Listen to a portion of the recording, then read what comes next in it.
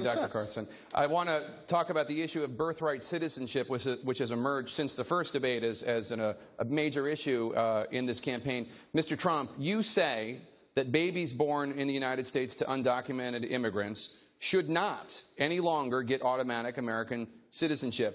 Ms. Fiorina says that you are pandering on this issue and acting like the politicians that you rail against. What's your message to Ms. Fiorina on birthright citizenship? Well, first of all, the 14th Amendment says very, very clearly to a lot of great legal scholars, not television scholars, but legal scholars, that it is wrong. It can be corrected with an act of Congress, probably doesn't even need that. A woman gets pregnant. She's 9 months. She walks across the border. She has the baby in the United States, and we take care of the baby for 85 years. I don't think so. And by the way, Mexico and almost every other country anywhere in the world doesn't have that. We're the only ones dumb enough, stupid enough to have it. And people, and by the way, this is not just with respect to Mexico. They're coming from Asia to have babies here, and all of a sudden we have to take care of the babies for the life of the baby. The 14th Amendment, it reads properly. You can go. Probably going to have to go through a process of court, probably ends up at the Supreme Court, but there are a lot of great legal scholars that say that is not correct. And in my opinion, it makes absolutely no, we're the only, one of the only countries, we're going to take care of those babies for 70, 75, 80, 90 years. I don't think so. Ms. Fiorina, the vast majority of countries do not have birthright citizenship. Donald Trump is right about that. Why is it pandering when he says this? First, let me say we have just spent a good bit of time discussing as Republicans how to solve this problem. I would ask your audience at home to ask a very basic question. Why have Democrats not solved this problem? President Obama campaigned in 2007 and 2008 on solving the immigration problem.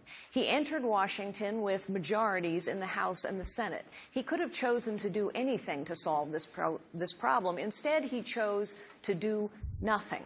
Why? Because the Democrats don't want this issue solved. Ms. Fiorina, they want it to be an issue that they can use. As to birthright citizenship, the truth is you can't just wave your hands and say the 14th Amendment is going to go away. It will take an extremely arduous vote in Congress, followed by 2/3 of the states. And if that doesn't work to amend the Constitution, then it is a long, arduous process in court. And meanwhile, what will continue to go on is what has gone on for 25 years. With all due respect, Mr. Trump, we have been talking about illegal immigration for 25 years. San Francisco has been a sanctuary city since 1989. There are 300 of them. And meanwhile, what has happened? Nothing. The border remains insecure. The legal immigration system remains broken.